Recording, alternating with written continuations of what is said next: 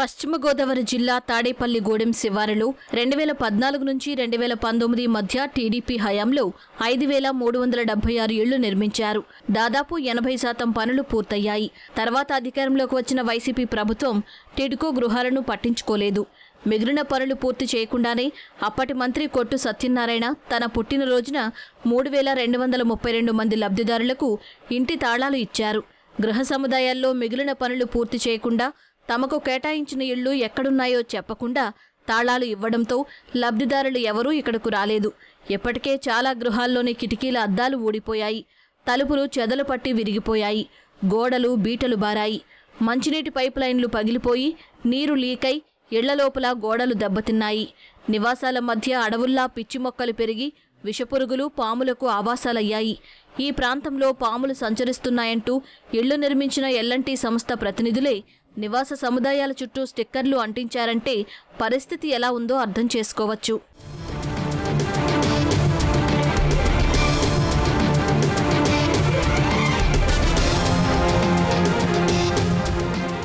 రాష్ట్రంలో కూటమి ప్రభుత్వం రాకతో లబ్ధిదారులు ఇప్పుడిప్పుడే ఒక్కొక్కరుగా టిడ్కో గృహ సముదాయాల్లో నివాసం ఉండేందుకు వస్తుండగా అక్కడి పరిస్థితులు వారిని వెక్కిరిస్తున్నాయి.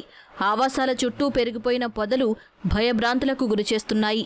బయట వేలకు వేలు అద్దెలు చెల్లించలేక లబ్ధిదారులు పాడైపోయిన తమ ఇళ్లకు సొంత ఖర్చులతో మరమ్మతులు చేయించుకుని నివాసం ఉంటున్నారు. జగన్ అధికారంలోకి రాగానే మిగిలిన 20% పనులు పూర్తి చేసి ఇచ్చుంటే తమకీ కష్టాలు ఉండేవి కావని లబ్ధిదారులు చెబుతున్నారు. ఇల్లు మాకు శాంక్షన్ 10 ఏళ్ళు అయింది సార్. చంద్రబాబు నాయుడు గారు అప్పుడు ఎలక్షన్ టైం ముందు ఇచ్చేస్తారేమో అనుకుని అందరం వచ్చేసాం. కానీ ఆ రోజు 7గురికి మాత్రం ఇచ్చి ఆపేశారు. తర్వాత కొట్టు సత్యనారాయణ గారు లాస్ట్ ఇయర్ తాళాలు ఇచ్చారు. అప్పటికి ఇంకా పైపులు ఏం అవ్వలేదు సార్. ఇప్పుడు చంద్రబాబు నాయుడు గారు వచ్చిన తర్వాత మాకు మొన్నే కరెంట్ వచ్చిందండి. మాకు ఈ కొంచెం ఇళ్ళు అవి పైన కూడా స్లాబ్లు అయిపోయినాయి సార్. టైల్స్ పాడైపోయిన పైన సీలింగ్ మొత్తం వాటర్ అంతా కారిపోతుందండి. మరి అవన్నీ కూడా కొంచెం రిపేర్లు చేయించిస్తే మరి వచ్చిన వాళ్ళు మేము కూడా హ్యాపీగా ఉంటాం సార్. చుట్టూ చెట్లు అయ్యి సార్. తర్వాత వాటర్ పైపులు అయ్యి దొంగలు కోసారు. పక్క బ్లాక్ నుంచి మోసుకుంటున్నాం నీళ్ళు. డోర్లు అయిపోయినాయి సార్. అందరూ వచ్చి ఉండాలంటే అన్ని సౌకర్యాలు ఉండాలి కదా సార్. ఆ స్ట్రీట్ లైట్ మెయిన్ సార్. రాత్రులు పాములే తిరుగుతున్నాయి సార్. భయం కదా సార్ పాములు కానీ అంటే 10 years అబోవ్ అయిపోయింది సార్ ఇల్లు కట్టి.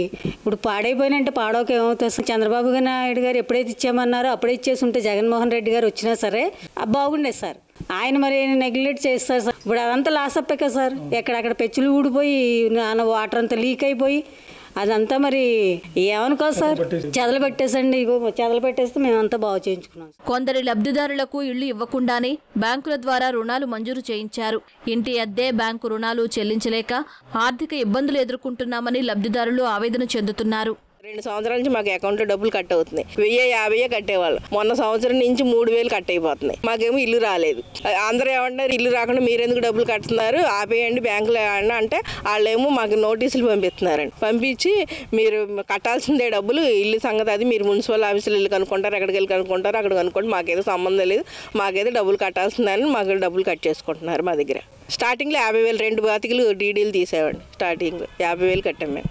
ఇల్లు మరి కావాలి కదా, మాకు డబ్బులు కట్టించుకోవడం ఆపమని చెప్పాలి బ్యాంకులో, లేకపోతే మాకు ఇల్లు అన్నీ ఇవ్వండి. పేదల సొంత ఇంటి కల నెరవేర్చాలన్న ఉద్దేశంతో 2014-19 మధ్యకాలంలో తెలుగుదేశం ప్రభుత్వం వేలాది కోట్ల రూపాయలు ఖర్చు చేసి టిడ్కో గృహ సముదాయాలు నిర్మించింది. ఆ ప్రభుత్వం దిగిపోయే నాటికి దాదాపు 80% పనులు పూర్తి చేసింది. ఆ తర్వాత వచ్చిన వైసీపీ ప్రభుత్వం ఆ 20% పనులు పూర్తి చేసి లబ్ధిదారులకు అందించాల్సి ఉండగా కనీసం నిర్వహణ బాధ్యతను కూడా పట్టించుకున్న పాపన పోలేదు. ఫలితంగా టిడ్కో గృహ సముదాయాలు శిథిలావస్థకు చేరుకుని బూత్ బంగ్లాలను తలపిస్తున్నాయి. ప్రస్తుతం కూటమి ప్రభుత్వం అధికారంలో ఉన్న నేపథ్యంలో ఈ టిడ్కో గృహ సముదాయాలపై మరోసారి సమీక్ష జరిపి లబ్ధిదారులకు అందించాలని చెప్పి ఇక్కడ వారు కోరుతున్నారు. కెమెరామెన్ రమణతో ఉమామహేష్, ఈటీవీ న్యూస్, తాడేపల్లిగూడెం టిడ్కో సముదాయం నుంచి.